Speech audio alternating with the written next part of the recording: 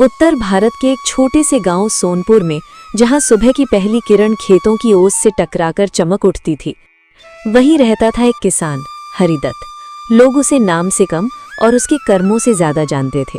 गांव उसे कहता था दानवीर किसान। सूरज उग रहा था, बैलों की घंटियां बज रही थीं। हरिदत्त हल उठाए अपने खेत की ओर बढ़ रहा था। मिट्टी से उसका रिश्ता खून से भी गहरा था।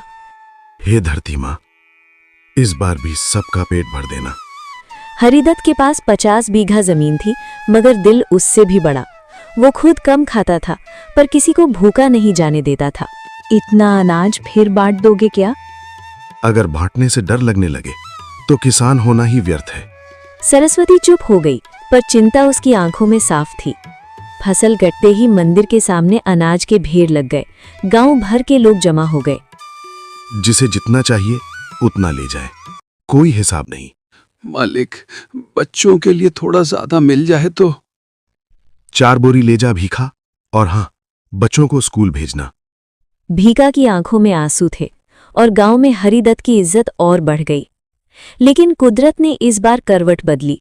पहले सूखा, फिर बेमौसम बारिश, आधी फसल तबाह हो गई। अब क्या करेंगे? जो बचा है वही बांटेंगे। लोग क्या कहेंगे? लोग आज नहीं समझेंगे, पर कल याद रखेंगे। अब गांव में बातें बदलने लगी। इतना दान? जरूर कोई चाल है। पागल हो गया है, या फिर बहुत चालाक। हरिदत्त सब सुनता था, मगर चुप रहता। एक रात खेतों के बीच से रोने की आवाज आई। कौन है? झाड़ियों में एक घायल बूढ़ा पड़ा था। डरो मत बाबा, चलो घर।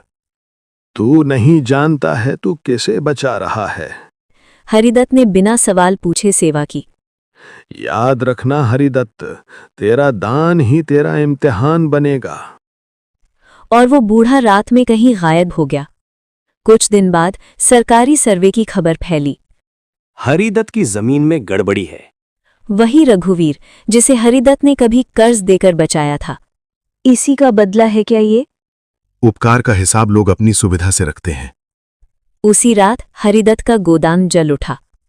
आग आग! सब कुछ राख हो गया। अब देने को कुछ नहीं बचा। दानवीर अब क्या दान देगा?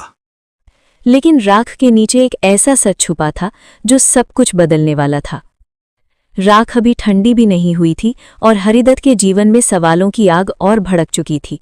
जिसने सारी उम्र दूसरों को दिया, आज वही किसान खुद खाली हाथ खड़ा था।